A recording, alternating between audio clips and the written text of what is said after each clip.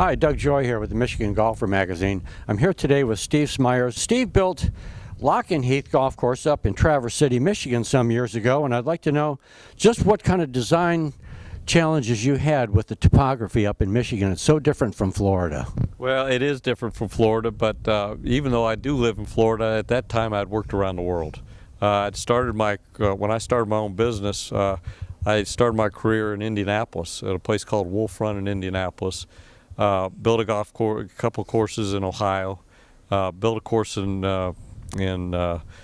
Australia and one in England. So I had worked around the world in different landscape settings, different topography settings, and things like that. So I was accustomed to working outside of Florida at that time, even though my career did start in Florida.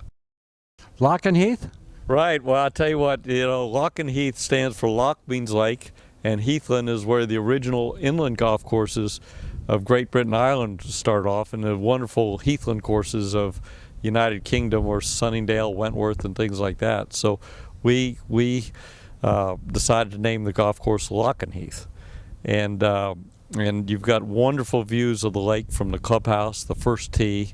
What we designed is the 18th green, which hopefully they'll return back to 18, and on the 6th hole, or the 5th hole, I'm sorry, you have wonderful views of you're right up next to the lake. You stay connected to it. It really doesn't come into play, but it gives you a real feel of the lake. And of course, the Heathland setting is, with the wind there coming off the lake and the sandy soil there, it's very much what we did here at Old Memorial, make the ground plane come alive.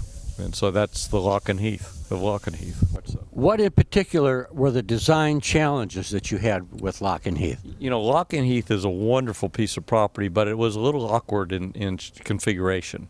So it was a little difficult to get to work the different parcels of land to get the golf course and the required real estate in that parcel of land. But we got it to work, and it flows pretty good right now. How many months did it take you to complete LochenHeath? We started in 1999, the fall of 1999, and opened in the fall of 2001, September 11th, 2001. Anything new in Michigan that's coming up for you? You're going to stay around there a while, or? We have revisited LochenHeath because it is 15 years old right now, 14 years old. We have done a master plan for LochenHeath, and hopefully over the next couple of years we'll slowly work on that to kind of bring the golf course back to its original luster and kind of plan for the future. What are the major changes for the future, do you think, for LochenHeath? It's kind of interesting. We kind of lost some of the landscape through the years there, so we're going to introduce the landscape back into the golf course, the native grasses, the native wildflowers, things of that nature.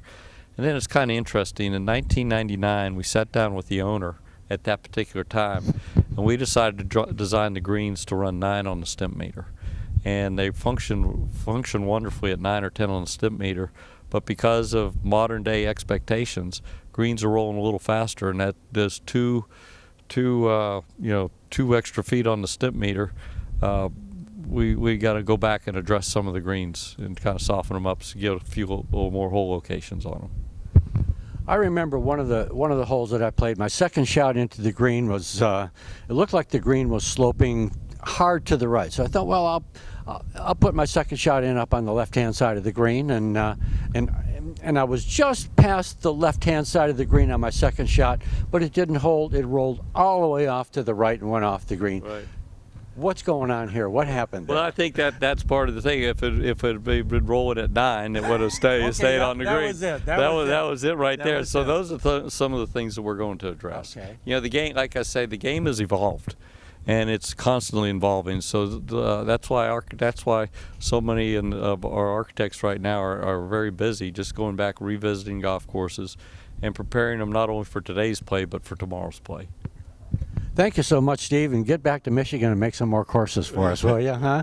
Thank you. Thank you very much. Thank you very much. Okay.